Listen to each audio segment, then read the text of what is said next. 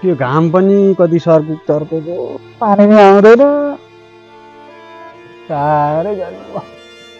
प्यास लाएर मर्न लाग्यो छोरी एक लोटा पानी ल्याउ मोबाइल हेरेर त एकछिन पनि देख्न सक्दैन फुर्सदिलो त सबैले मलाई मात्र देखाछन्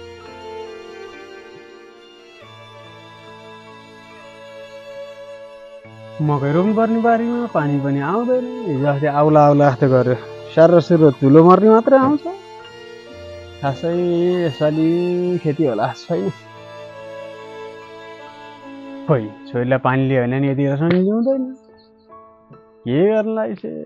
भएन आफै गरेर खानु पर्यो अराउनु त छिट्टै छ अनि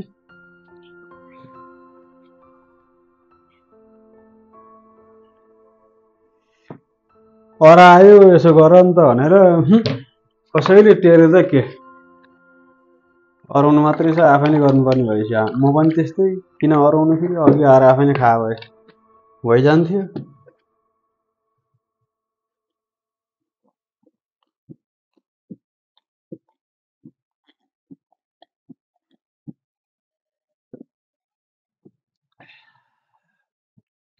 यो गर्मीमा मुलको पानीको स्वादै बेग्लै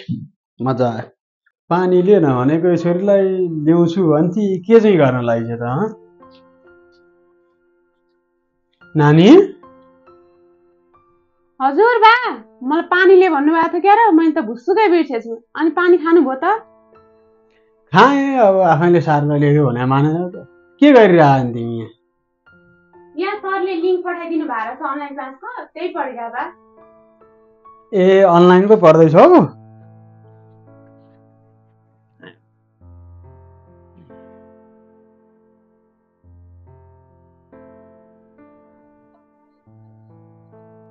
ए अनि अनलाइन क्लास त राम्रो भइरहेको छ काइताको अनि पढिरह होला नि भनेर छोडिदियो छोरछोरीको पारा यस्तो छ जतिखेर मोबाइलमा झुनेर बस्नुभन्दा त यसो हामीलाई केही कुरामा सघाइदिएदेखि खेतबारीमा हामीलाई नि सजिलो हुन्थ्यो यस्तो पाराले चाहिँ हुँदैन है कहिलेकाहीँ यसो दिक्क भयो भने यसो पढाइ गर्ने बेलामा पो हेर्ने जतिखेरै 24 घन्टै त्यही फोन मात्रै हेरेर त कहाँबाट जीवन चल्छ यस्तो पाराले हुन्छ सधैँ त कति पढिराख्नु हामीलाई पनि यसो कहिलेकाहीँ पढ्दा दिक्क लाग्छ अनि पो हेरेको कहिलेकाहीँ मैले जतिखेर देख्दाखेरि त्यही फोन मात्रै चलाइरहेको देख्छु पढ्नेको त कहिले कुराकानी देख्दिनँ कहिले पढेकै देख्दिनँ तिमीहरूलाई राम्रो कुरो भन्दा त तिमीहरू मिसाउँछौ झर्किन्छौ अचेलको केटकेटी अब बोलेर साध्य त छैन तर फोन अथवा कुनै पनि साधनहरू चलाउँदाखेरि त्यसलाई सीमित मात्रामा चाहिँदा मात्र जस्तो पढ्दा हो भने पढ्दा हो कहिलेकाहीँ अल्छी लाग्छ पढ्दा दिक्क लाग्छ कहिलेकाहीँ चलाउने सामाजिक सञ्जाल चलाउने युट्युब भिडियोहरू हेर्ने होइन तर कहिलेकाहीँ मात्र क्या सधैँ जतिखेरै त्यही अरू कामै नभए जस्तो बाबामा मरिमरि खेतबारीमा दुःख गरिरहेको हुन्छन्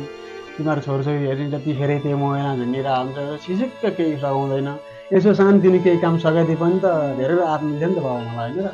तर सीमित मात्रामा चलाउँदै नचलाऊ भनेको छैन हो प्रयोग गर्नुपर्छ अहिलेका साधनहरू प्रयोग गर्नुपर्छ तर सीमित मात्रामा चाहिँदा मात्रामा हल्का मनोरञ्जनको लागि पढाइको लागि अब केही ज्ञान सिक्नको लागि नयाँ चिज रोचक कुराहरू हेर्नको लागि प्रयोग गर्नुपर्छ तर 24 घन्टा त्यसैमा झुन्डिनु चाहिँ राम्रो होइन जस्तै त्यो फोनले तिमीले फोन चलाएको राम्रो हो फोनले तिमीलाई चलाएको राम्रो होइन नि नानी होइन र यसो विचार गर त आफै मलाई माफ गरिदिनुहोस् बा, मलाई झन्डै फोनले खाना लगाइसकेको रहेछ। बेलैमा तपाईँले बरु आँखा खोलिदिनु भयो।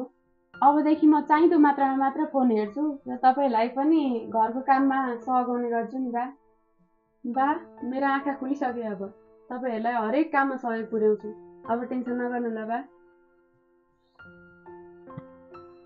नमस्कार। आजको हाम्रो प्रस्तुति यहाँहरूलाई कस्तो लाग्छ? मन परेमा लाइक र कमेन्ट बक्समा आफ्नो राय सल्लाह सुझाव कमेन्ट गरिदिनु होला। साथै हामीलाई अर्को भिडियो बनाउन हौसला स्वरूप सब्सक्राइब नगर्नु भएकोले एक सब्सक्राइब गरिदिनु होला।